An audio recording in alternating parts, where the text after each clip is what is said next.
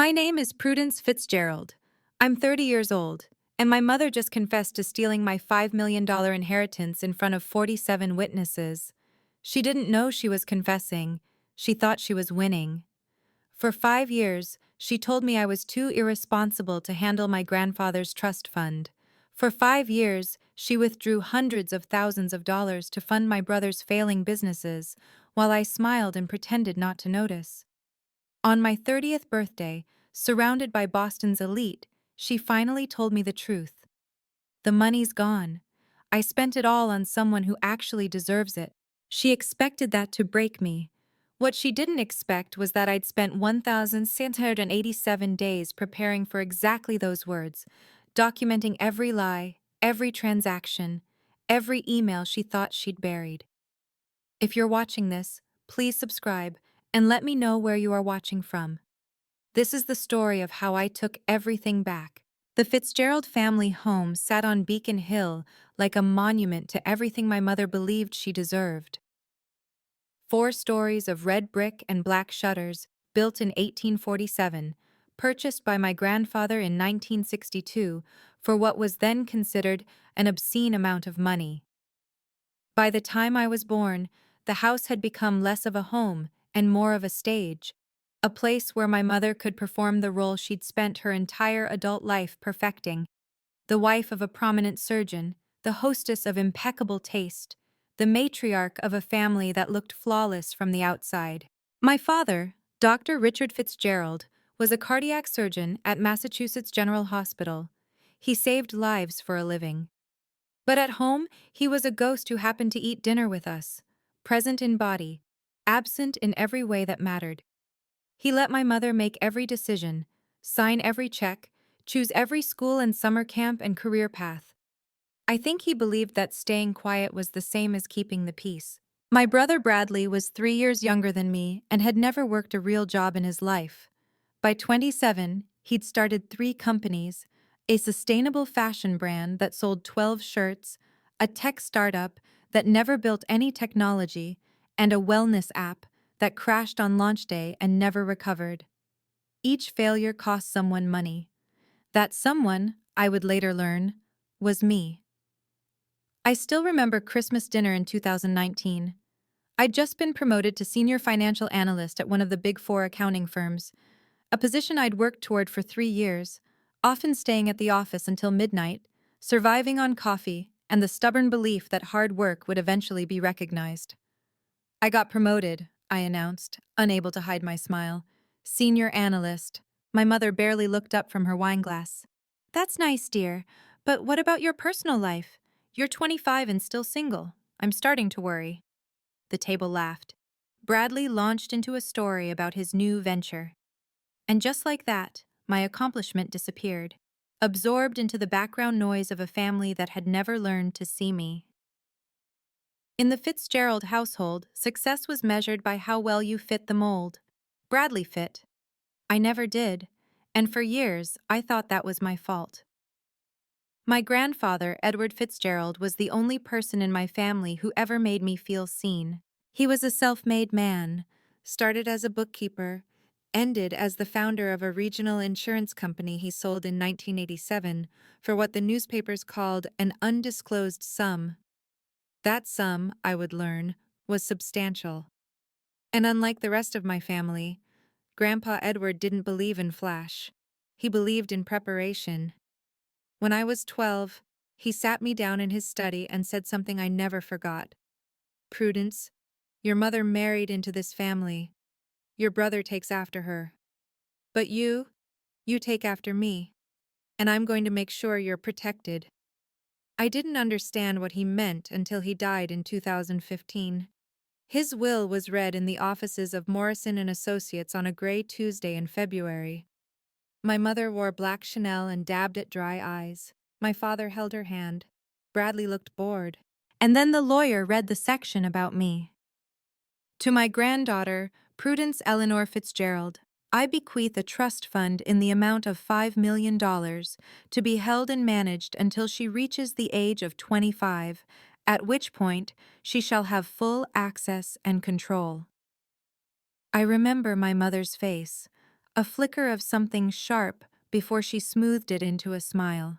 "How generous," she said. "We'll make sure it's kept safe." 4 years later, when I turned 25 in 2019, I expected the trust to transfer to me. Instead, my mother presented my father with a document. "Richard, sign this. Prudence isn't ready for that kind of responsibility. I'll manage it temporarily, just until she matures a bit more." No one asked me. I found out 3 weeks later when I called the bank and was told that my mother was now listed as the authorized trustee. When I confronted her, she patted my arm. "Don't worry, sweetheart. I'm keeping it safe for you. When you're more responsible, I'll transfer everything."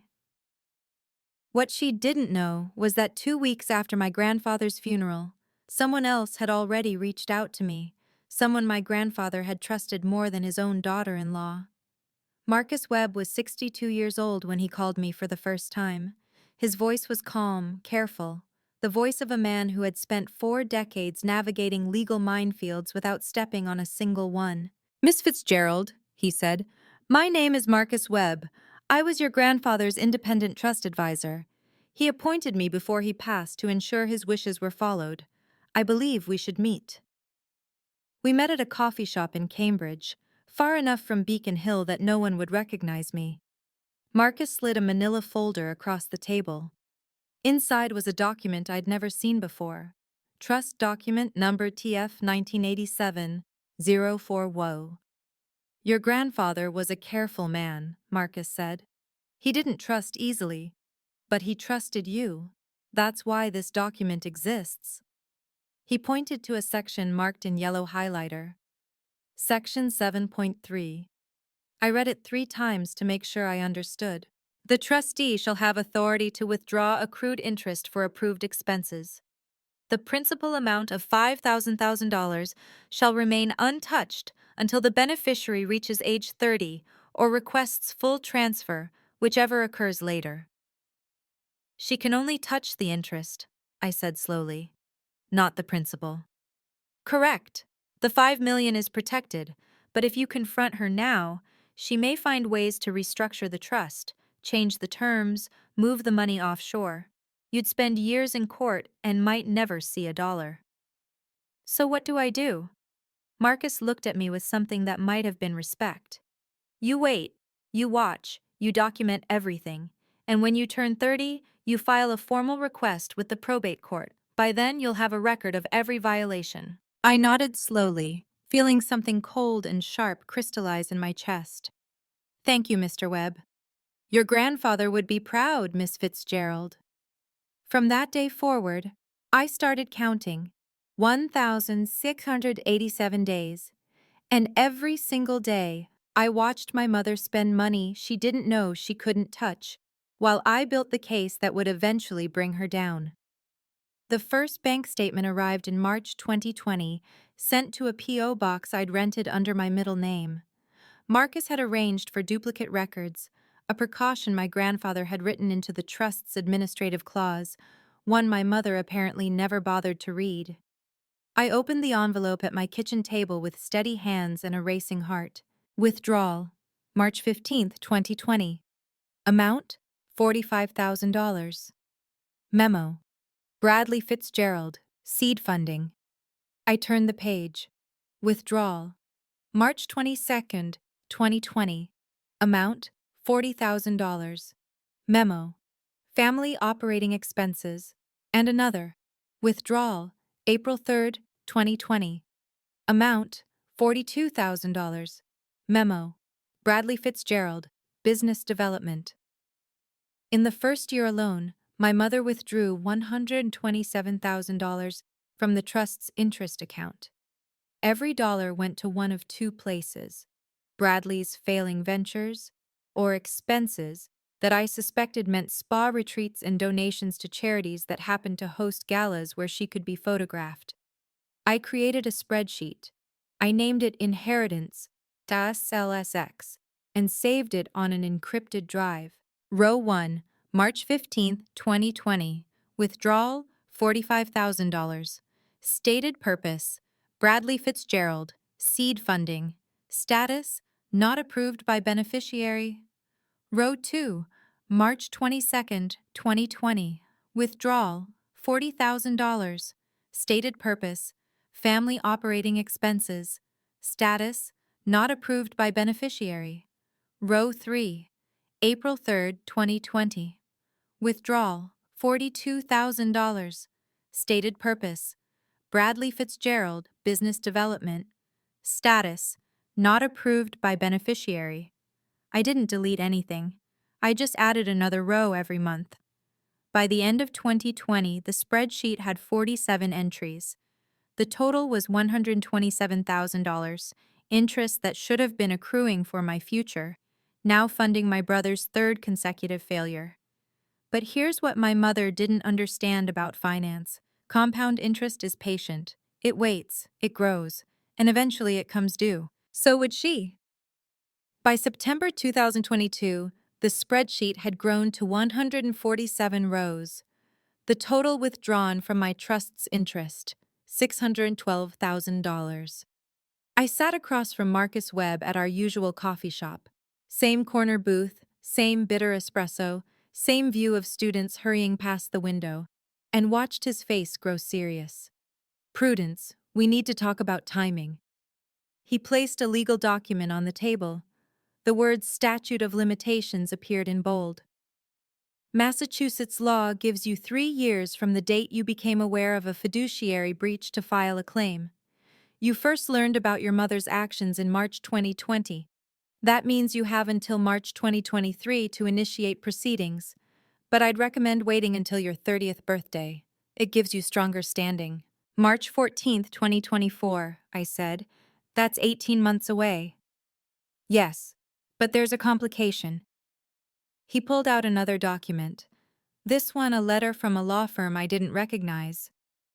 My contacts at Morrison & Associates tell me your mother has been consulting with estate lawyers. She's asking questions about restructuring inherited trusts. If she succeeds in changing the trust's terms before you turn 30, I felt ice slide down my spine. I'd lose my claim. Possibly. At minimum, you'd face years of litigation with no guarantee of success. The coffee in my cup had gone cold. I stared at it, calculating. How much time do I have? Restructuring takes time. Appraisals, court approvals, paperwork. I'd estimate 6 to 8 months minimum. If you file immediately after your birthday, you should be ahead of her. I nodded slowly. Then we accelerate the documentation. I want every email, every bank record, every receipt we can find. Marcus allowed himself a rare smile. Your grandfather chose the right granddaughter. Let's hope the court agrees. That night, I pulled up my spreadsheet and added a new column, days until 30. The number read 557. The countdown had truly begun. January 2024. 2 months until my 30th birthday. I sat in the offices of Catherine Wells, Esquire, a sharp-featured woman in her 50s who specialized in trust litigation and came recommended by Marcus as the person you want when family stops being family. Spread across her desk were 5 years of evidence, 67 bank statements, 23 emails between my mother and the family accountant, the original trust document with Section 7.3 highlighted in yellow, and my spreadsheet, now printed and bound like a dissertation on betrayal. Catherine flipped through the pages with the efficient calm of a surgeon reviewing scans. This is thorough. I'm an analyst, it's what I do. Your mother withdrew $847,000 over 4.5 years, all from the interest account. The principal remains untouched because the trust terms prohibited it. She looked up. She probably assumed you'd never notice. She assumed I didn't understand finance. Catherine's lips twitched, almost a smile. That's going to be an expensive assumption. Here's the plan. You wait until your birthday, March 14th. Attend whatever event she's planning. Let her make her statements in front of witnesses. Then we file the next business day. Why wait for witnesses? Because if she admits to spending the money, especially in front of people who matter to her social standing, It removes any defense of misunderstanding or good faith. It becomes documented intent. I thought about the birthday party my mother was already planning. She'd sent invitations to 47 people, her people, business associates, charity friends, the women from her philanthropic society. She was turning my birthday into her networking event. She had no idea she was building her own courtroom. "I'll be there," I said. "Good. And Prudence? Don't warn her. Don't confront her. Don't give her any reason to think you know anything." "I've been doing that for 5 years, Ms. Wells. 2 more months is nothing." My mother was already planning my birthday party. She didn't know I was planning hers, too. March 14th, 2024, 7 o'clock p.m. The Beacon Hill house blazed with light. My mother had outdone herself. Champagne towers, a string quartet, catering from the most expensive firm in Boston. She'd invited 47 guests, and not a single one of them was my friend. These were her people, partners from my father's hospital, members of the Beacon Hill Philanthropic Society, local business owners who advertised in her charity auction programs, and Gerald Morrison, the family lawyer who'd handled my grandfather's estate and, apparently, my mother's secret consultations about restructuring trusts. I spotted him the moment I walked in. He was standing by the fireplace, speaking quietly with my mother, and something in his expression made me file away the observation for later. My father found me first. "Happy birthday, sweetheart." He handed me a glass of champagne. 30 years old, can you believe it? Some days, no. He smiled. That distant, benevolent smile he'd worn my whole life. The smile of a man who loved his family in theory, but couldn't quite bring himself to show up in practice. Bradley arrived 40 minutes late, breezing through the front door like he owned the place. My mother crossed the room to embrace him. "There he is, the guest of honor's favorite brother." I watched from the corner, champagne untouched, as the party swirled around me. My mother worked the room like a politician, touching arms, laughing at jokes, accepting compliments on the decorations, as if she'd arranged each flower herself rather than paying someone else to do it. This was her kingdom, her stage, her carefully constructed world of appearances and influence, and she had no idea that in exactly 15 minutes I was going to start taking it apart. I set down my champagne glass, I straightened my shoulders, and I walked toward my parents. Behind me, 47 witnesses continued their conversations, blissfully unaware that they were about to become the audience for a show my mother never intended to perform. I found my parents near the grand staircase, surrounded by a cluster of my father's colleagues from Mass General. My mother held court, one hand resting on my father's arm in that proprietary way she'd perfected over 30 years of marriage. "Mom? Dad." I kept my voice pleasant, measured, the dutiful daughter. "Could I speak with you for a moment?" My mother's smile flickered almost imperceptibly. "Now? Sweetheart, we have guests. It won't take long, it's about the trust fund."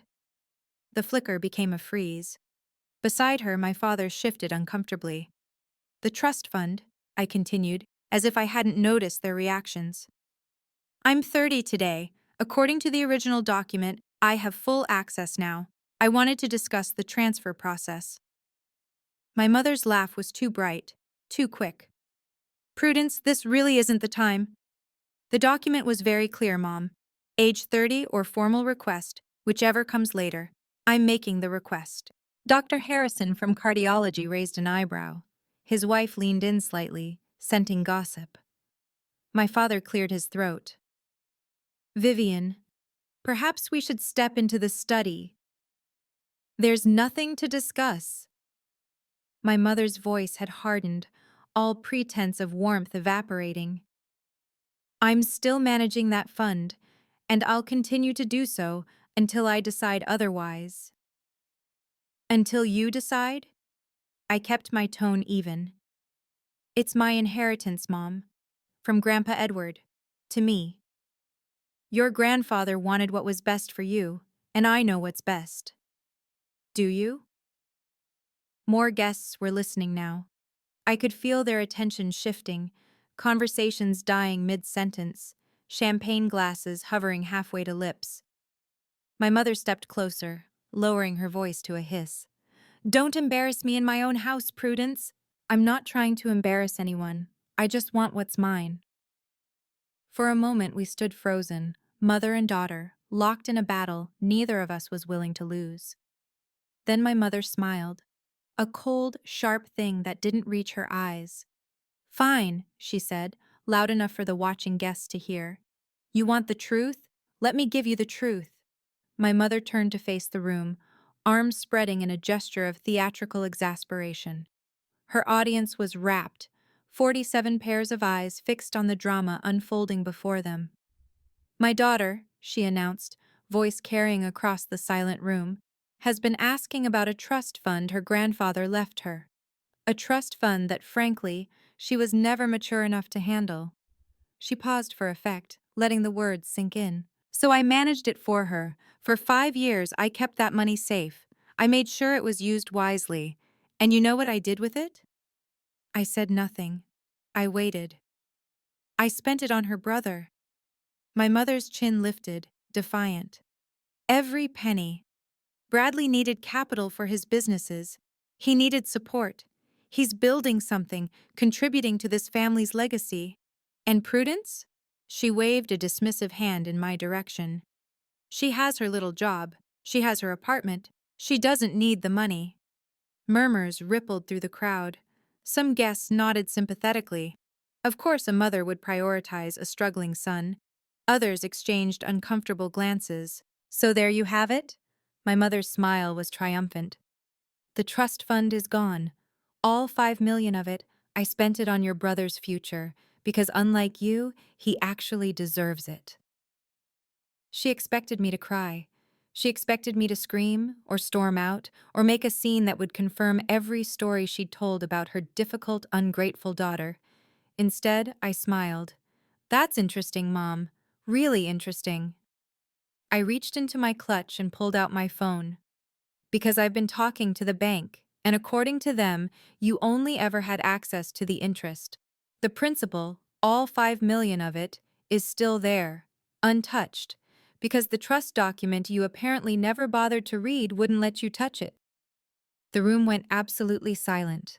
My mother's face froze, and for the first time in my life, I saw fear in her eyes. My mother recovered faster than I expected. "Prudence," she laughed again, but it was brittle now, cracking at the edges. "You and your imagination. I don't know what bank you've been talking to, but—" "First Republic Trust Division. Jennifer Holloway, the branch manager, was very helpful." I kept my voice steady, conversational. "She explained the difference between interest disbursements and principal access. Fascinating, really. I'm sure you know all about it." Gerald Morrison materialized at my mother's elbow, his face pale. He leaned in, whispering something urgent. "Vivian," my father said quietly, "perhaps we should move this conversation somewhere private." "There's nothing to discuss." My mother's voice had gone shrill. "This is a misunderstanding. Prudence has always been dramatic." "I'm not being dramatic, Mom." I slid my phone back into my clutch. "I'm being accurate. There's a difference. But you're right. This isn't the place for details. Those will come later.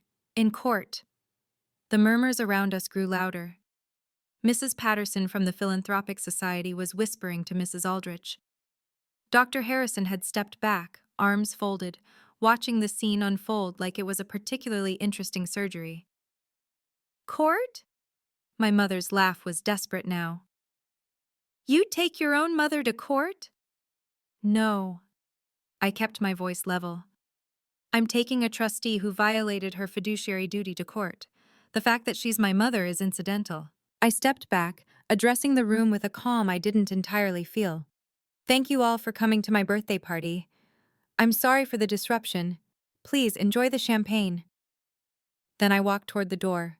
Behind me, I heard my mother's voice, high and tight and breaking. "Richard, do something! Richard!" But my father, for once in his life, said nothing at all. I didn't raise my voice. I didn't need to. This isn't a negotiation, Mom, it's a notification. The door closed behind me and the cold March air had never tasted so sweet. What I didn't tell anyone that night, not my mother, not the gossiping guests, not even my father, was exactly how long I'd been preparing for that moment. 5 years earlier, 2 weeks after my grandfather's funeral, I'd sat across from Marcus Webb in that Cambridge coffee shop, staring at a document that would change everything. Trust document number TF 1987-0412. Marcus had placed it on the table with the care of a man handling something precious. Your grandfather created this trust in 1987, he said. He updated it periodically. The last revision was 3 months before his death. He was very specific about the terms.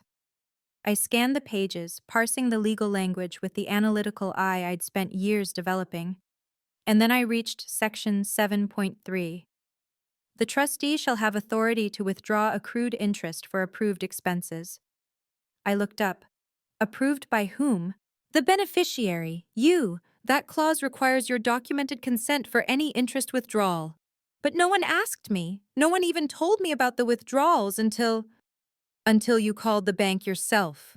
Marcus nodded. Your grandfather anticipated that your mother might try to reinterpret the trust's terms. That's why he appointed me as independent advisor, and why he included Section 7.3. I read the next line.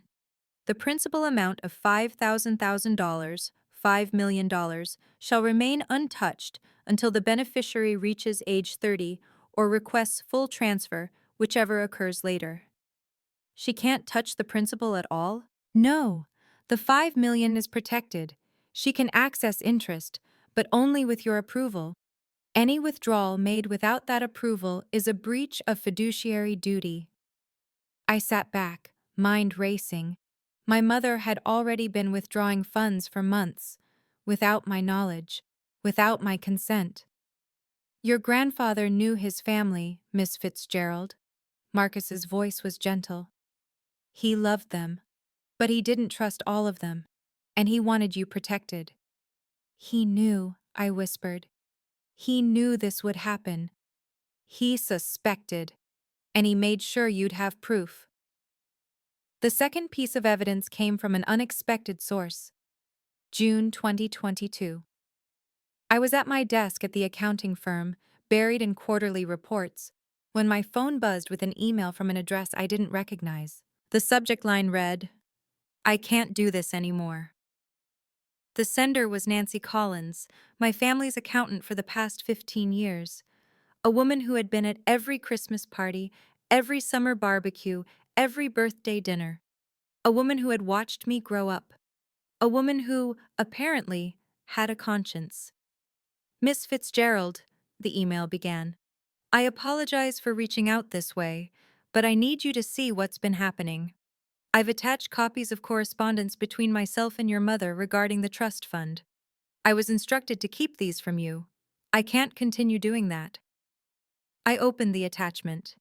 The first email was dated April 2020, from my mother to Nancy. Make sure Prudence doesn't see any statements. She doesn't need to know the details. The less she knows, the easier this will be for everyone. Nancy's reply. Mrs. Fitzgerald, I'm not comfortable with this.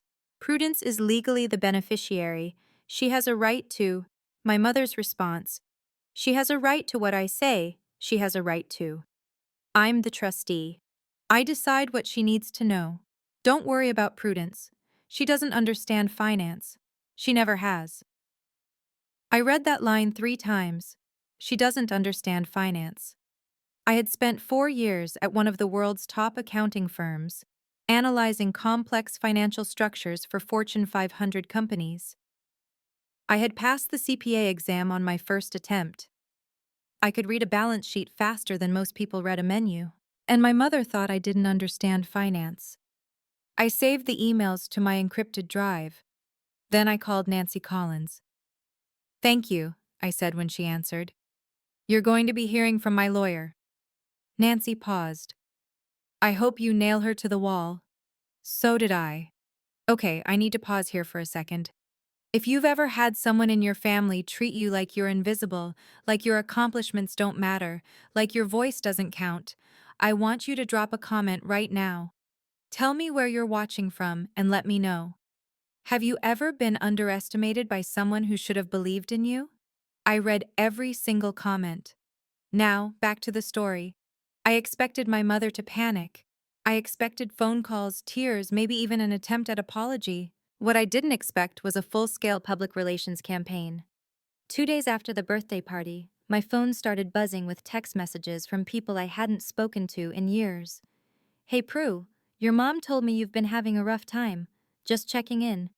Prudence, I heard about the situation. Your poor mother. She's so worried about you. Is it true you're taking your family to court? That seems really extreme." My mother had spent 48 hours calling every guest from the party, every member of her philanthropic society, every friend and acquaintance she could reach. And she had a story, a very specific, very carefully crafted story. I was having a breakdown. I was confused about family finances. I had always been jealous of Bradley and was finally acting out. My mother was the victim, a loving parent being attacked by her ungrateful child. By March 18th, 3 of my mother's friends had unfriended me on social media. By March 20th, I received a voicemail from the Beacon Hill Philanthropic Society's events coordinator, politely suggesting that perhaps I shouldn't attend their spring gala, given the family situation. I listened to the voicemail twice, then deleted it. That evening, I sent a single email to Catherine Wells, my lawyer. "Proceed as planned. File on March 25th. Catherine's reply came within the hour. "Understood. Every action she takes now only strengthens our case. The more people she tells, the harder it will be for her to claim this was a misunderstanding." My mother thought she was controlling the narrative. She didn't realize she was just giving me more witnesses. I added a new entry to my spreadsheet. March 16 to 20, 2024. Defendant engaged in witness intimidation and reputation management campaign. Documented via screenshots and voicemails. Let her talk. Let her spin. The truth would come out in court. My father called on a Tuesday evening 3 weeks after the party. I was making dinner, pasta with red sauce, nothing complicated, when his name appeared on my phone screen. I let it ring twice before answering. "Prudence." His voice was tired, heavy. "Can we talk?" "We're talking now, Dad. I mean really talk. About everything." He paused. "Sweetheart, this has gone far enough. Let me speak with your mother. We can work this out as a family. There's no need for courts and lawyers." I set down my wooden spoon. "Dad, Mom took $847,000 from my trust fund. Interest that should have been accruing for my future. She used it to fund Bradley's failed businesses without asking me, without telling me, without even acknowledging I had a right to know. Your mother, she has her reasons." "What reasons?" Silence. "Dad, she told an entire room of people that I was too irresponsible to manage my own inheritance. She called me jealous and dramatic. She spent the last 3 weeks telling everyone I'm having a mental breakdown." I kept my voice steady, though it cost me. "Those aren't the actions of someone who has good reasons. Those are the actions of someone who got caught." My father sighed, that familiar, exhausted sound I'd heard my whole life. The sound of a man who wanted peace more than justice. "She's your mother, Prudence. Whatever she's done, she loves you." "Does she? Because love doesn't usually look like theft and character assassination." Another silence, longer this time. "Let me see what I can do," he said finally. "Maybe if I talk to her." "You've been talking to her for 30 years, Dad. It hasn't changed anything yet." I hung up before he could respond. That night, I cried for the first time since this all began. Not for the money, but for the father who loved me, but would never, ever choose me. Bradley texted me for the first time in 8 months. The message arrived at 11:47 p.m., the night before the court summons was set to be delivered. "Hey sis, can we talk? I'm really sorry about everything." I stared at the screen for a long moment, then typed back, Talk about what, Bradley? Three dots appeared, disappeared, appeared again. About the money. I didn't know Mom was taking it from your trust. I swear. I thought it was just family funds, money she was allowed to spend. I called him. Bradley. My voice was calm. In the past 4 years, you received $847,000 that was withdrawn from my trust fund. You used it to start 3 businesses. All 3 failed. Did you really never wonder where that money was coming from? He sounded young suddenly, young and lost. I didn't ask, okay? Mom said she was investing in my future. I believed her. You believed what was convenient to believe. That's not fair. Fair? I almost laughed. You want to talk about fair? That money was my inheritance from Grandpa Edward, the only person in this family who ever saw me, and you burned through it without a second thought. I'll pay it back, I promise. Just don't take this to court. It'll destroy Mom. The person who needs to pay it back is the person who stole it, Bradley. That's Mom. And she's had 5 years to do the right thing. She chose not to. I hung up. I didn't hate my brother. I just finally saw him clearly, not as a villain, but as someone who benefited from my silence and never once questioned it. March 25th, 2024. 9:14 a.m. A process server knocked on the door of the Beacon Hill mansion and handed my mother an envelope. Inside was a notice of hearing from the Suffolk County Probate and Family Court, case number 2024 PR 0847, in the matter of trust, TF 1987-0412, petitioner, Prudence Eleanor Fitzgerald. Respondent, Vivian Marie Fitzgerald. Notice of hearing. The court hereby schedules a hearing to address allegations of breach of fiduciary duty in the management of the above-referenced trust. The respondent is ordered to appear on May 28, 2024, at 9:00 a.m. in courtroom 4B. My mother called me that afternoon. Her voice wasn't triumphant anymore. It wasn't even angry. It was afraid. Prudence, what have you done? The words came out in a rush. This is insane. You're going to destroy this family. Is that what you want? To humiliate your own mother? I kept my voice level. No, Mom. I just want what's legally mine. I'm your mother. We can work this out between us. You don't need to involve the courts. You had 5 years to work this out, Mom. You chose not to. You were protecting yourself. I cut her off. And now I'm protecting myself. I'll see you in court. I ended the call. 64 days until the hearing. My mother had 64 days to find a way out. But I'd been preparing for 1,687. The countdown was nearly over. May 28th, 2024. 9:00 a.m. The Suffolk County Probate and Family Court occupied a gray stone building in downtown Boston, all marble floors and echoing hallways, and the particular hush that settles over places where people's lives are about to change. Courtroom 4B was smaller than I'd imagined. Wood-paneled walls, fluorescent lights, rows of uncomfortable benches for observers. The Honorable Eleanor Marsh presided from an elevated platform, a woman in her 60s with steel-gray hair and the expression of someone who had heard every possible variation of family dysfunction and stopped being surprised years ago. I sat at the petitioner's table with Catherine Wells, my lawyer. On the table in front of us, 3 thick binders of evidence, meticulously organized and tabbed. My mother sat at the respondent's table with Gerald Morrison, who looked considerably less confident than he had at my birthday party. My father sat in the gallery behind them, face drawn and pale. Bradley was 2 rows back, staring at his phone. But they weren't alone.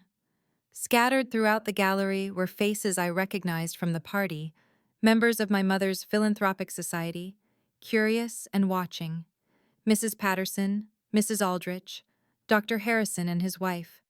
They'd come to support Vivian, I was sure. They were about to watch her fall. Also present, Marcus Webb, seated near the front, hands folded patiently on his lap.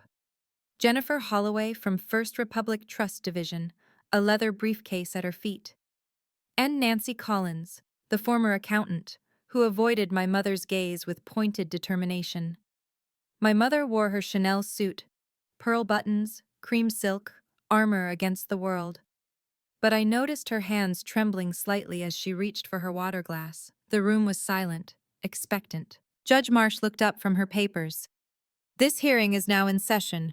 We are here to address case number 2024 PR 0847 in the matter of Trust TF 1987-0412. Counselors, you may proceed. Gerald Morrison rose first, buttoning his jacket with the practiced ease of a man who had argued 1,000 cases.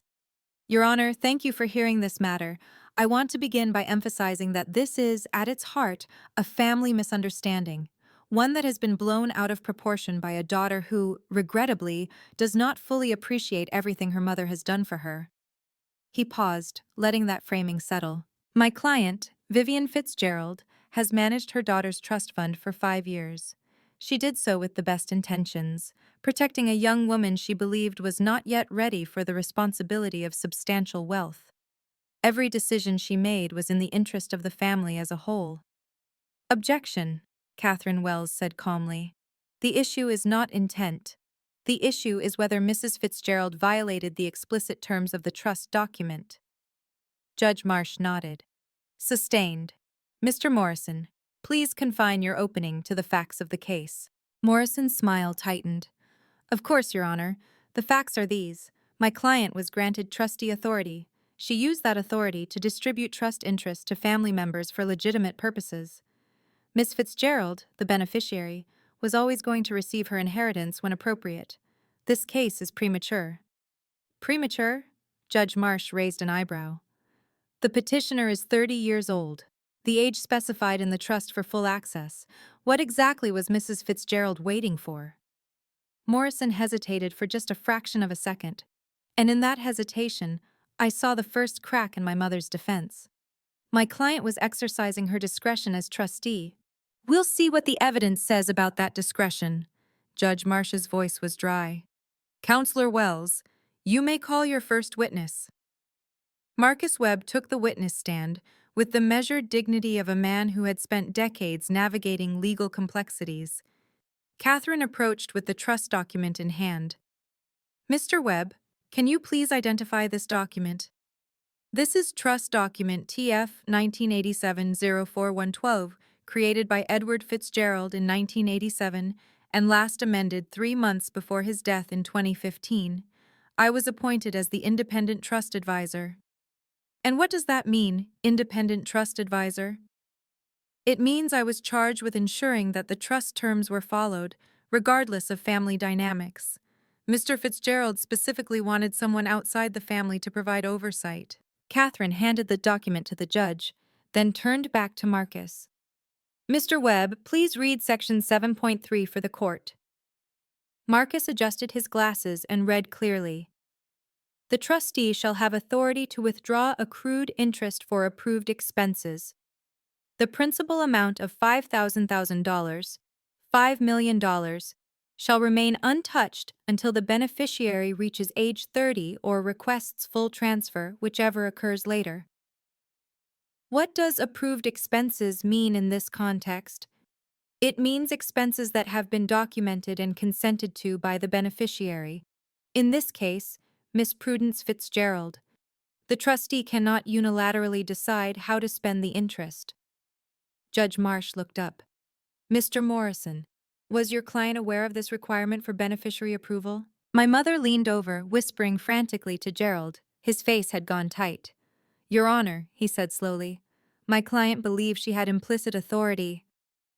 The document is explicit, not implicit. Judge Marsh's voice was sharp. Mrs. Fitzgerald, did you ever request written approval from your daughter before making withdrawals from this trust? My mother's voice was small, stripped of its usual confidence. She was my daughter. I didn't think I needed. That's a no. Judge Marsh made a note.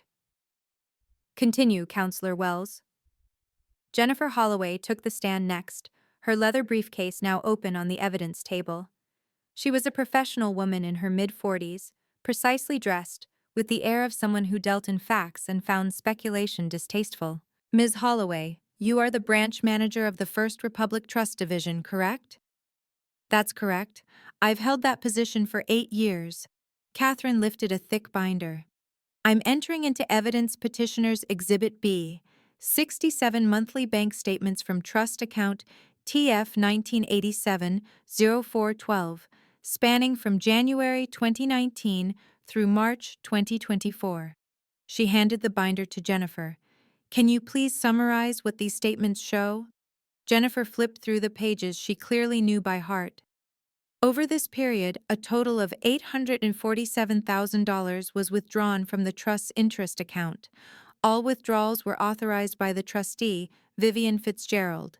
The principal balance of $5,000 remains untouched. Where did the withdrawn funds go? Based on the transfer records, the majority, approximately $720,000, was transferred to accounts belonging to Bradley Fitzgerald, the beneficiary's brother. The remainder was transferred to personal accounts belonging to Mrs. Vivian Fitzgerald. The gallery stirred.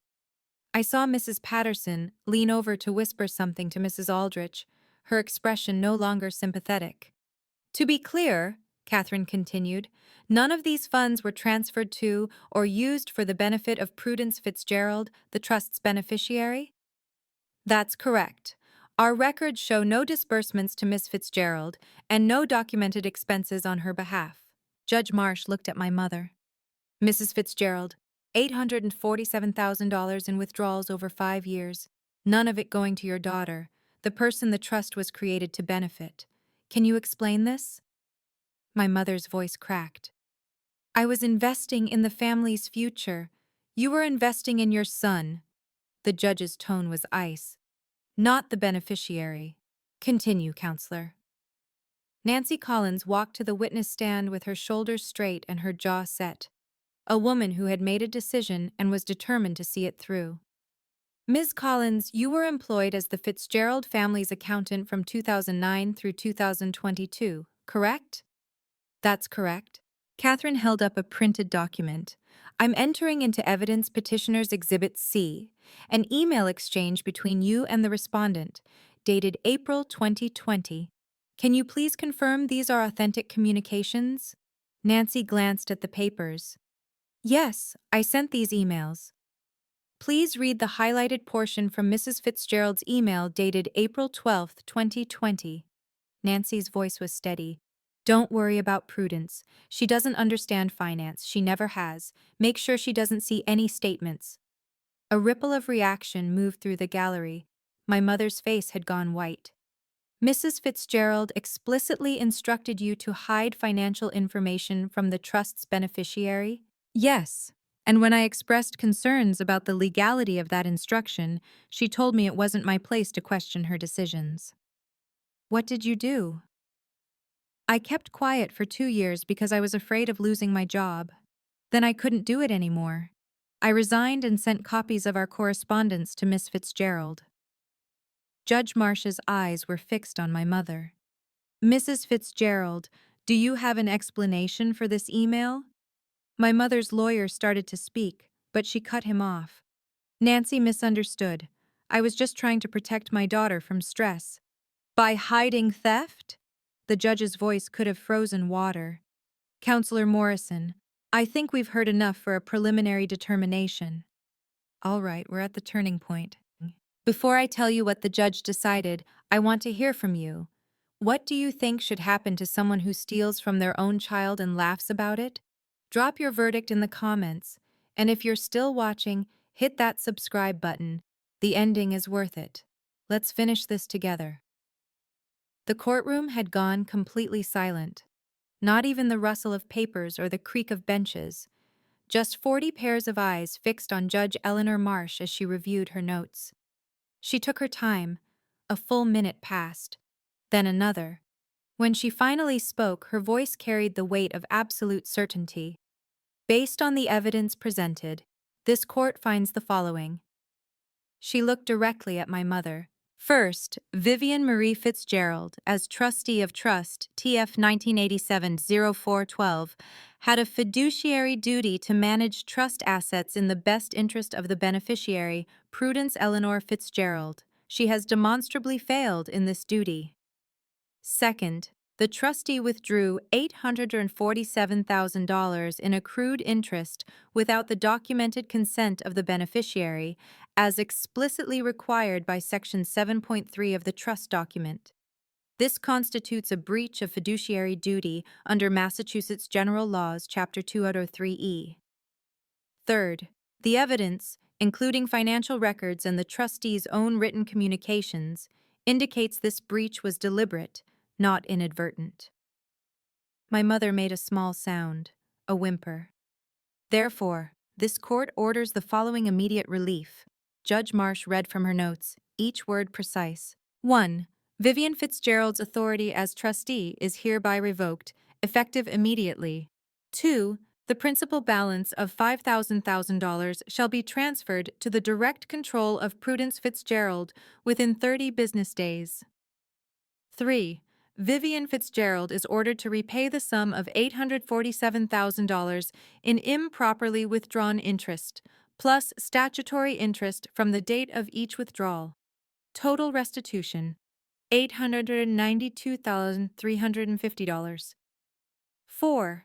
This matter is referred to the District Attorney's Office for investigation of potential criminal charges, including larceny and elder financial abuse in the context of fiduciary relationships. The judge set down her papers.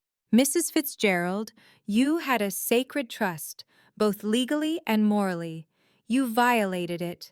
Your daughter came to this court seeking justice, and she has received it. This hearing is adjourned. The gavel came down, and in that single, echoing crack of wood on wood, 30 years of my mother's carefully constructed world shattered into pieces.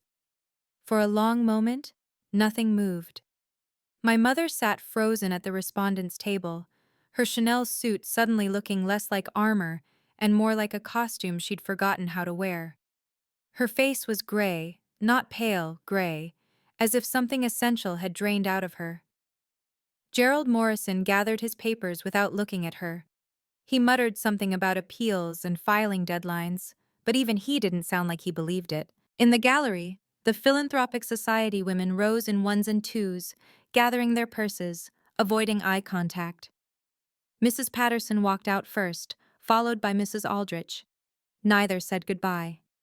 My father moved toward my mother, but he stopped 2 feet away, hands hanging uselessly at his sides. For the first time in my life, I saw him at a complete loss.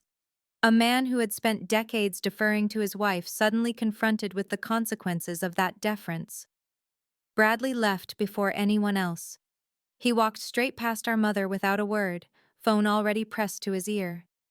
I wondered who he was calling. Probably someone who could help him figure out what came next, now that the money had stopped flowing. I stood at the petitioner's table, Catherine at my side, and watched my mother try to rise from her chair. Her legs shook. She braced herself on the table edge. Then she looked at me.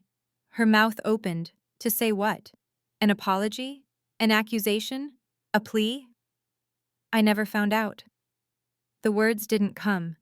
And standing there, watching her search for something to say, I realized I wasn't waiting for her to speak anymore.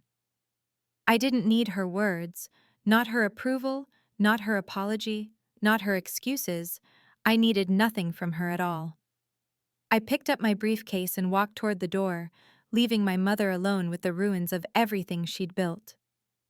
The May sun hit my face as I stepped out of the courthouse, bright and warm after the fluorescent chill of the courtroom. Catherine Wells walked beside me, heels clicking on the stone steps. Marcus Webb followed a few paces behind, moving with the quiet satisfaction of a man whose work was done. Congratulations, Catherine said. You did it. We did it. I glanced back at the building. All of us. Marcus caught up, hands in his pockets. Your grandfather would have been proud, Miss Fitzgerald. You showed remarkable patience and remarkable courage. I had help. I looked at him. This man I'd barely known 5 years ago, who had become one of the few people I trusted completely. Thank you for reaching out. For everything. I was just following Edward's instructions. He allowed himself a small smile. Though I admit, watching that judge tear into Vivian was a bonus. Catherine touched my arm. The restitution process will take time, and the criminal investigation could last another year, 18 months. But the hard part is over. I nodded, breathing in the spring air, lilacs from somewhere, and freshly cut grass from the park across the street. For 5 years I had been watching, waiting, documenting. Every day had been a countdown. Every month, a new row in a spreadsheet. Every year, a step closer to this moment. And now it was done. The weight I'd carried, not just the injustice, but the pretending, the hiding, the constant performance of not knowing, slid off my shoulders like a coat I'd finally been allowed to remove. The sky was impossibly blue that day, the kind of blue that makes you believe in new beginnings. I took my first breath that truly belonged to me. The aftermath came quickly. 2 weeks after the hearing, my mother received a letter on embossed cream stationery, the kind she used to love receiving. Dear Mrs. Fitzgerald, it read, after careful consideration, the Board of Directors has accepted your resignation from the Beacon Hill Women's Philanthropic Society, effective immediately. We wish you well in your future endeavors. She hadn't resigned. They'd forced her out, politely, discreetly, in the way wealthy Bostonians handled their embarrassments. The organization she'd spent 15 years climbing, the galas she'd chaired, the committees she'd led, all of it erased with a single paragraph. The invitations stopped arriving. The phone calls dried up. The women who had laughed at her jokes and complimented her decorating suddenly found themselves too busy for lunch. By mid-June, my mother's social calendar was empty. I learned this not through any direct communication, but through the same whisper network she'd tried to use against me. Except now the whispers were about her. Did you hear about Vivian Fitzgerald? I always knew something was off about her. Taking money from her own daughter, can you imagine? She's facing criminal charges, you know. Actual criminal charges. The son was part of it too, all those failed businesses. Richard must be devastated. Such a respected surgeon. She tried once to post on Facebook, something vague about difficult times and family challenges. The comments were disabled within hours. I suspected Gerald Morrison's advice. The Beacon Hill mansion still stood, of course, still beautiful, still imposing, but now when neighbors passed, they walked a little faster. The landmark had become a monument to something else entirely. My mother spent 30 years building her reputation in Boston society. It took 30 days for it to collapse. August 2024. The court order for restitution arrived at the Beacon Hill mansion like a bill from the universe. Total amount due, $892,350. My mother didn't have it. The checking accounts, the investment portfolios she'd bragged about at dinner parties, they held perhaps $200,000, much of it jointly owned with my father. The rest had been spent on Bradley's ventures, on charity galas, on the lifestyle she'd convinced herself she was entitled to, which left only one option: selling assets. The Cape Cod house went first, a 6-bedroom waterfront property my grandparents had purchased in 1975. It sold in September for $1.2 million, enough to cover the restitution with some left over for legal fees. I wasn't there for the closing. But Marcus told me about it. How my mother had stood on the lawn afterward, watching strangers tour the rooms where she'd spent every summer of her married life. She cried, Marcus said, his voice neutral. For the first time since the hearing, she cried. I waited for the satisfaction to come, the vindication, the joy of watching her lose something she loved. It didn't come. I didn't feel glad, but I didn't feel guilty either. That money was never hers to spend. The house was sold to repay what she stole. The math was simple, even if the emotions weren't. As for Bradley, the court couldn't force him to contribute. He had nothing. The startups had consumed everything he'd ever received, leaving behind only debt and a LinkedIn profile that still listed him as a serial entrepreneur. Our mother's scheme had funded his dreams. Now both of them had to face what was left when the money stopped. The criminal investigation continued, grinding slowly through the system. Prosecutors mentioned a timeline of 12 to 18 months before potential charges. My mother was still free, but she was no longer untouchable. My father called me 3 weeks after the Cape Cod house sold. Prudence. His voice was different now, smaller, somehow. Less like the distant patriarch I'd grown up with, and more like an old man who had finally seen too much. "Can I take you to dinner? Just the two of us, please." We met at a restaurant in Cambridge, neutral territory. He looked older than I remembered, the lines in his face deeper, the silver at his temples spreading. "I'm sorry," he said before the appetizers arrived. "I'm sorry I didn't protect you. I'm sorry I let your mother. I'm sorry for all of it." I studied him across the table, this man I'd loved my whole life, who had loved me too, in his limited way. "Thank you for saying that, Dad. I should have said it years ago. I should have done a lot of things differently." He looked down at his water glass. "Your mother, she wasn't always like this. Or maybe she was, and I didn't want to see it. Either way, I failed you." "You did?" He flinched, but didn't argue. "I need time," I said, "to figure out what kind of relationship we can have, if we can have one." "I understand." I meant it as a boundary, not a rejection. But I wasn't sure he could tell the difference. Maybe he couldn't. Maybe he'd spent so many years avoiding conflict that he'd never learned how to sit inside discomfort. Bradley texted me a month later. "I'm really sorry, Prue. I didn't know. I should have asked. I don't know what to say." I read it. I didn't reply, not right away. Maybe someday. But not today. Some apologies take time to accept. And some relationships require distance before they can be rebuilt, if they can be rebuilt at all. October 2024. 5 months after the hearing, my life had changed in ways I was still learning to recognize. At work, I'd been promoted to manager, the youngest in my department. My supervising partner had pulled me aside after the announcement. "Prudence, we've always known you were exceptional, but watching you handle this situation with your family, that takes a different kind of strength. We need people like you in leadership." I didn't tell her that the situation had taught me more about financial manipulation than any audit ever could, or that 5 years of tracking my mother's transactions had made me very, very good at spotting irregularities. Some lessons come from textbooks, others come from betrayal. The $5 million principal was now under my direct control, managed by a fiduciary advisor I'd selected myself, a woman named Dr. Sarah Hammond, who came with sterling references and no connection whatsoever to anyone named Fitzgerald. I bought an apartment in Back Bay. It wasn't large, 1 bedroom, a small study, a galley kitchen with a window overlooking the street.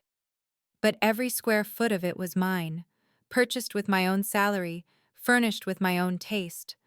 On my bookshelf, I kept a single photograph, my grandfather Edward, taken at his retirement party in 1987, the year he'd created my trust. He was smiling in the picture, a real smile, not the kind people wear for cameras, the smile of a man who had built something worth building and knew it would last. "You did it, Grandpa," I said to the photograph sometimes, when the apartment was quiet and the city lights flickered outside my window. "You protected me." I was finally living on my own terms, in a space no one could take from me, building a future I had earned. For the first time, I could breathe without looking over my shoulder.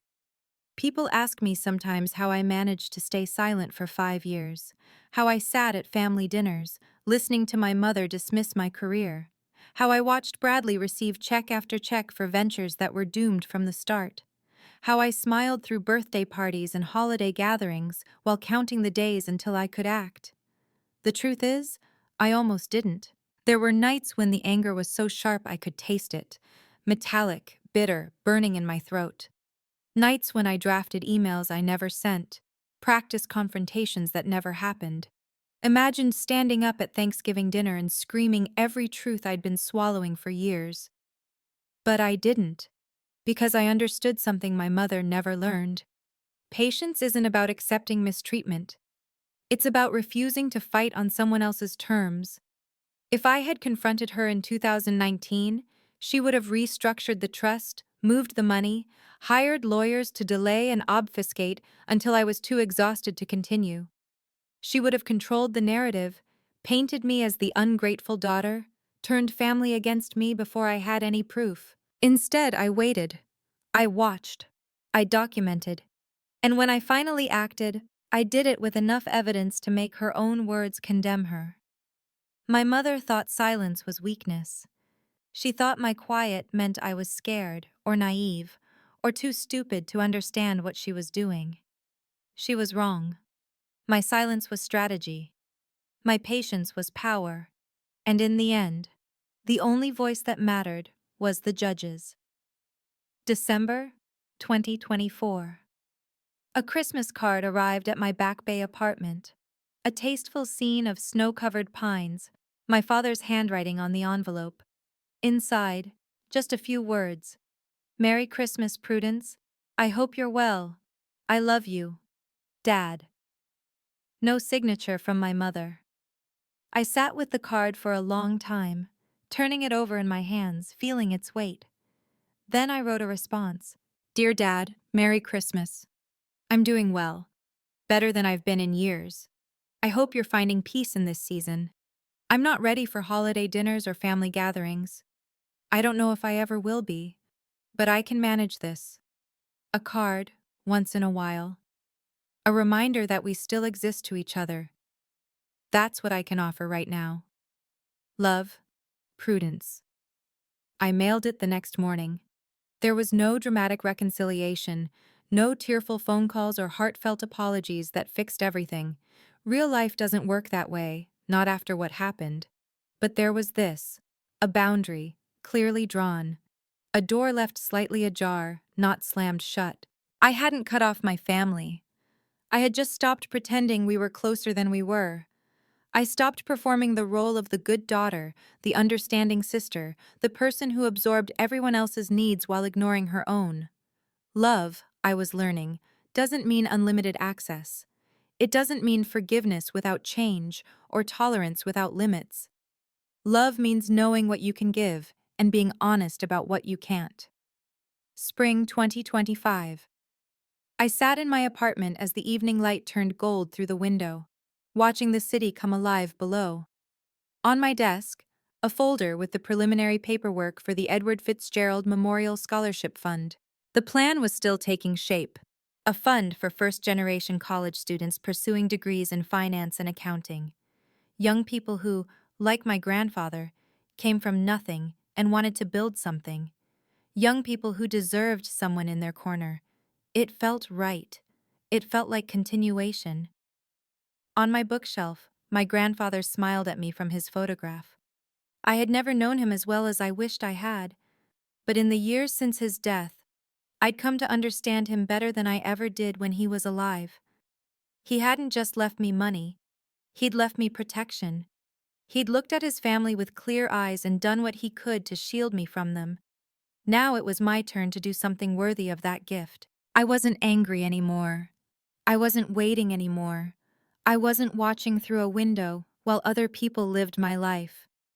I was finally, simply, myself. The trust fund was never about the money. It was about being seen, being believed, being valued. And now I could give myself those things, without waiting for anyone's permission. That's my story. If it resonated with you, if you've ever had to prove your worth to people who should have believed in you from the start, I want you to know, you're not alone. Subscribe if you haven't already, and check the description for more stories like this one. Drop a comment telling me your experience. And remember, your silence might feel like weakness right now, but it could be building something they can't see yet. Thank you for listening.